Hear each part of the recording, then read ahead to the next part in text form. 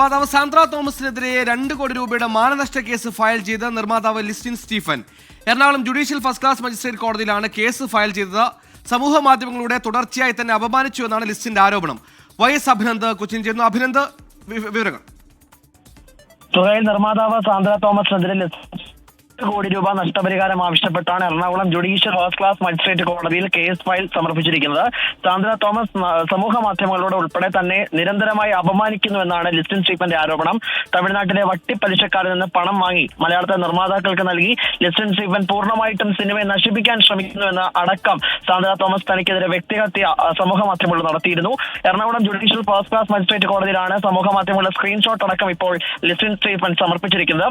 Production കൺട്രോളർമാരെ സാന്ദ്ര തോമസ് അപമാനിച്ചെന്നാരോപിച്ച് FEFKA producers executive union നേരത്തെ കോടതിയെ സമീപിച്ചിരുന്നതിനിടയിലാണ് ലിസ്റ്റിൻ സ്റ്റീഫൻ നിയമ നടപടിയുമായി മുന്നോട്ട് പോകുന്നത്. എന്തായാലും ഈ Ernakulam judicial first class magistrate കോടതി ഇത്തരത്തിലേക്ക് ഫയൽ ചെയ്തിട്ടുണ്ട്. സാന്ദ്ര തോമസ് ഇത് പൂർണ്ണമായിട്ടും തള്ളുന്ന ഒരു പ്രതികരണവും ഇപ്പോൾ നടത്തിയിട്ടുണ്ട്.